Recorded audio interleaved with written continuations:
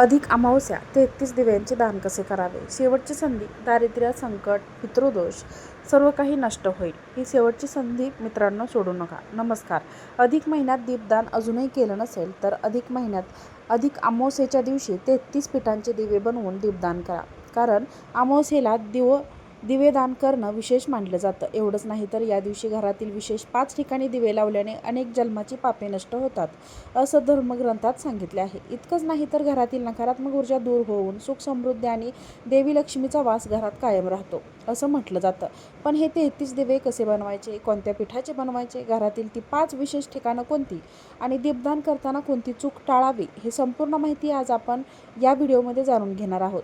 अधिक महिन्याचे महात्म्य तुम्हाला वेगळे सांगायलाच नको. भगवान श्री हरिविष्णूंना समर्पित असलेला हा महिना अधिक पुण्यदायी मानला जातो. आता सर्वात आधी समजून घेऊया की आपण ते 33 दिवे अधिक महिन्यात का लावावे. तर आपल्या धर्मशास्त्रामध्ये, सनातन धर्मामध्ये 33 या अंकाला अत्यंत पवित्र स्थान दिले गेले आहे. आपल्याकडे 33 कोटी देवता मानले जातात. हे दिवे म्हणजे 33 कोटी देवतांचे प्रतीक आहे असे म्हणतात. तर दुसरं सर्वात महत्त्वाचं कारण म्हणजे अमावस्येच्या दिवशी हा अंधार आपल्या आयुष्यातील अज्ञान, संकटे आणि गरिबीचा प्रतीक मानला गेलाय. तर ते 33 दिवे म्हणजे साक्षात ज्ञानाचा, सकारात्मकतेचा आणि दैवी शक्तीचा प्रकाशच मानला जातो. आता जेव्हा तुम्ही हे दीपदान करता तेव्हा तुमच्या आयुष्यातील आणि तुमच्या घरातील संकटाचा अंदाज कायमचा दूर होतो असे म्हणतात. अधिक महिन्यात आपण जे काही लहान मोठे दान करतो त्याचे फळ आपल्याला अनेक पटीने मिळते, अशी आपल्या पूर्वजांची दृढ इच्छा असते, श्रद्धा असते. आता सोमवती अमावस्या ही सोमवारी आलेली आहे. 33 पिठाचे दिवे बनवून दीपदान अमावस्या तिथी सुरू झाल्यानंतर आणि सोमवती अमावस्येच्या दिवशी हे दिवे दान करणं हे अधिक शुभ मानलं जातं.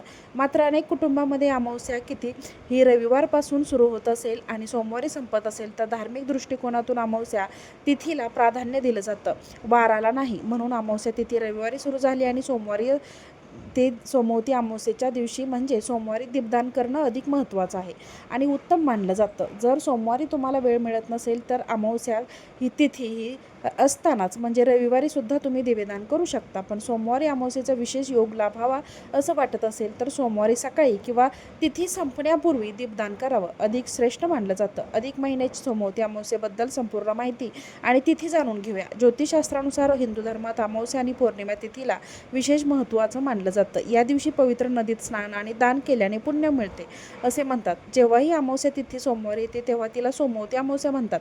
यंदाची ही अमावस्या सोमवती अधिक मासात आल्यामुळे तिला जास्त महत्त्व प्राप्त झालं आहे. सोमवती अमावस्या ही सोमवारच्या दिवशी आल्यामुळे भगवान शंकरांची पूजा, पूर्वजांना प्रार्थना, पवित्र नद्यांमध्ये स्नान आणि दान करण्याची हा दिवस अत्यंत शुभ मानला जातो.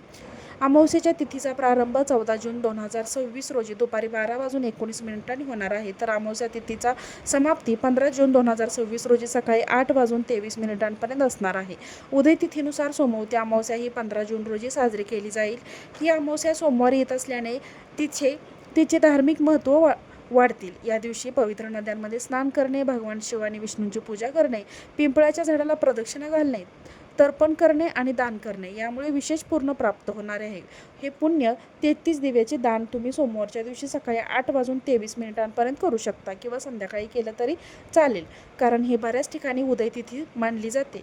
14 जून म्हणजे रविवारी आपण दुपारी 12:19 अमावस्या सुरू होणार आहे. तर रविवारच्या सायंकाळी तुम्ही दिवे लागण्याच्या वेळेस हे दीपदान केलं तरी देखील चालेल. सोमवारी अमावस्या आणि अधिक मास अमावस्या एका दिवशी. या दिवशी पवित्र नद्यांमध्ये स्नान करू शकता, गंगाजल मिश्रित पाण्याने स्नान करू शकता. या दिवशी भगवान शंकराची मनोभावे भक्तिभावाने पूजा करावी, पितरांसाठी प्रार्थना आणि तर्पण करावे, पिंपळाच्या वृक्षाला जल अर्पण करून प्रदक्षिणा घालावी, आपल्या सामर्थ्यानुसार दान करावे. आता 33 पिठाचे दिव्याचे दीपदान अमावस्येच्या तिथी कधीही करता येते. मात्र यावेळी सोमवती अमावस्येचा दुर्मिळ योगावरती तुम्ही शक्य असल्यास सोमवारी दीपदान करा. अमावस्या, सोमवती या दोन्हीचं पुण्य प्राप्त होते अशी धार्मिक मान्यता आहे.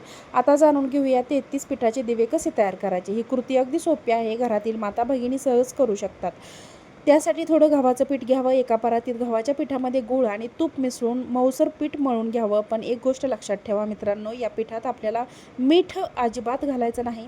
त्यानंतर त्या मळलेल्या पिठापासून 33 छोटे छोटे आणि सुंदर दिवे तयार करावेत. प्रत्येक दिव्यामध्ये कापसाची एक लांब आणि उभी वात ठेवावी आणि त्यामध्ये शुद्ध तूप किंवा तिळाचे तेल घालावे.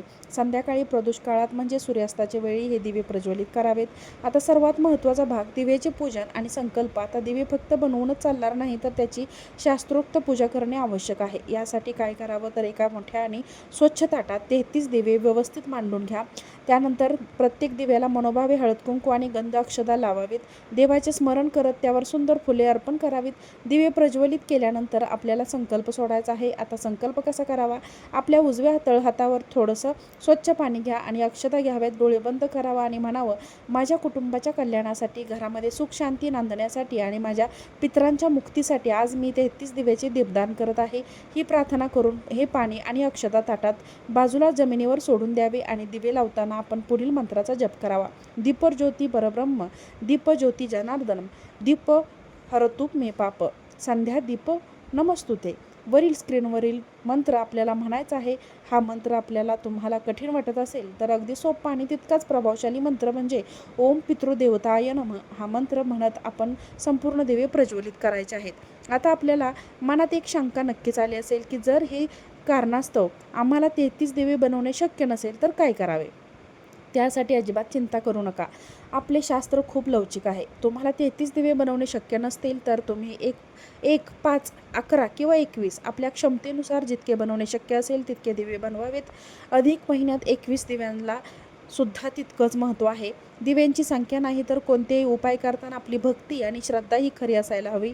आता अनेकांना हा प्रश्न पडला असेल की 33 दिवे पूजेनंतर नेमके कुठे ठेवायचे, कोणाला द्यायचे? तर येथे आपल्या शास्त्रात 3 मार्ग सांगितले आहेत. जे तुम्हाला सोपे पडतील ते तुम्ही करू शकता. सर्वात पहिला आणि उत्तम मार्ग, आपण हे दिवे देवघरात, आपल्या घरीच, आपल्या पाण्याच्या ठिकाणी करू शकता. जर आपल्या घराजवळ मंदिर असेल तर त्या मंदिरात आपण दिवेदान करू शकता. त्याचबरोबर जर आपल्या घराच्या आसपास एखाद्या पवित्र नदी असेल, जलाशय असेल, तिथे जाऊन आपण हे दान करू शकता. 33 दिवे हे आपण आपल्या गरजू व्यक्तीला देखील देऊ शकतो. त्याचबरोबर त्यांना दक्षिणा आणि नारळसुद्धा द्यावं. अधिक महिन्यात हे दान केल्याने अधिक पटीने पुण्य प्राप्त होते असे सांगितलं जातं. आता हे दान करून झाल्यानंतर 5 ठिकाणी आपल्याला तेलाचे दिवे लावायचे आहेत. हे दिवे अमावास्येच्या रात्री घरातील नकारात्मकता संपवण्यासाठी घरातील 5 विशेष ठिकाणे हे दिवे लावायचे आहेत. जसे वास्तू आणि शास्त्रानुसार दक्षिण दिशा ही पितरांची दिशा मानली जाते. घराच्या दक्षिण कोपऱ्यात किंवा दक्षिण दिशेला तोंड करून आपण तेलाचा एक दिवा नक्की लावा आणि आपल्या पितरांचे मनोभावे स्मरण करून त्यांचा आशीर्वाद घ्यावा. दुसरे ठिकाण म्हणजे तुळस. हे साक्षात देवी लक्ष्मीला स्वरूप मानले जाते. तुळशीपाशी तुपाचा दिवा लावल्याने घरात सकारात्मक ऊर्जा राहते आणि माता लक्ष्मीची कृपा सदैव टिकून राहते असं सांगितलं जातं. त्याचबरोबर घराच्या मुख्य उंबरठ्यावरती आपण दोन्ही बाजूला 2 दिवे लावू शकता. आपल्या घराचा उंबरठा हा नकारात्मकतेला रोखणारा मुख्य रक्षक मानला जातो. उंबरठ्यावरती दिवा लावल्याने घरात सुख शांती समृद्धीचा प्रवेश होतो असं मानलं जातं. त्याचबरोबर आपल्या घराच्या ठिकाणी माठ ठेवला असेल, जिथं तुम्ही पाणी ठेवलं असेल, त्या पाण्याच्या ठिकाण असेल, त्या पाण्याच्या ठिकाणी एक छोटासा दिवा प्रज्वलित करायचा आहे आणि पितरांचा थेट संबंध हा पाण्याच्या ठिकाणी मानला जातो. असं असल्यामुळे हा उपायसुद्धा तुम्ही अत्यंत शुभ मानला जातो. त्याचबरोबर आपण अमावास्येच्या दिवशी पिंपळाच्या झाडाखाली सुद्धा तुपाचा दिवा लावू शकतो. शक्य असल्यास जवळच्या पिंपळाच्या झाडाखाली जाऊन दीपदान करावं, कारण पिंपळाच्या झाडामध्ये सर्व देवी देवतांचा, पितरांचा वास असतो असं मानलं जातं. तर आसपास पिंपळाचं झाड नसेल, काळजी करू नका. जवळचे कोणतेही मंदिर असेल, आपण तिथे जाऊन दीपदान करू शकता. त्याचबरोबर 33 पिठाचे दिवे हे अधिक महिन्यात देवासाठी, दानासाठी वापरले असतील तर ते दिवे दुसऱ्या दिवशी पिंपळाच्या झाडाखाली ठेवावेत. किंवा अनेक ठिकाणी अशी धार्मिक परंपरा आहे की पिठाचे दिवे प्रज्वलित केल्यानंतर ते पक्षी, मुंग्या, गायी किंवा इतर प्राण्यांना खाण्यासाठी द्यावेत. यामागील भाव असा आहे की दीपदानाचं पूर्णत्व मिळत असते, त्याचबरोबर अन्नदानाचं पुण्यही दोन्ही मिळावं अशी लोकमान्यता आहे की दीपदानामुळे अंधकार दूर होऊन पितरांना प्रकाश अर्पण केला जातो. पिठाचे किंवा कणकेचे दिवे किंवा त्यातील अन्न घटक प्राणी पक्ष्यांना दिल्यास अन्नाचेही पुण्य आपल्याला मिळत असतं. मुंग्या, पक्षी, गाय यांना दिल्याने सर्व जीवांमध्ये परमेश्वराचे रूप पाहून सेवा केल्याचे पुण्य आपल्याला प्राप्त होत असते अशी श्रद्धा आहे. विशेषतः अमावास्येच्या दिवशी पितरांचे स्मरणार्थ अन्नदान, पक्ष्यांना दाणे टाकण्यात, गायीला घास खाऊ घालणारी गरजू व्यक्ती भोजन देणे हे पितृकार्याशी जोडले गेले आहे.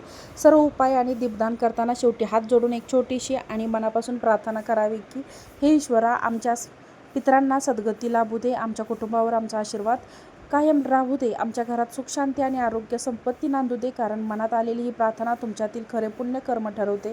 तुम्ही यंदा अधिक अमावस्येला 33 दिव्यांचे दीपदान करा आणि या 5 ठिकाणापैकी कोणत्या ठिकाणी तुम्ही दिवा नक्की लावणार आहात कमेंटमध्ये उत्तर लिहायला विसरू नका.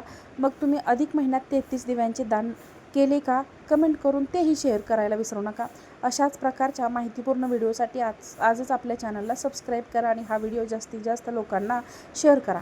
आजचा व्हिडिओ पाहिल्याबद्दल तुम्हा सर्वांचे मनापासून खूप खूप धन्यवाद. श्री स्वामी समर्थ.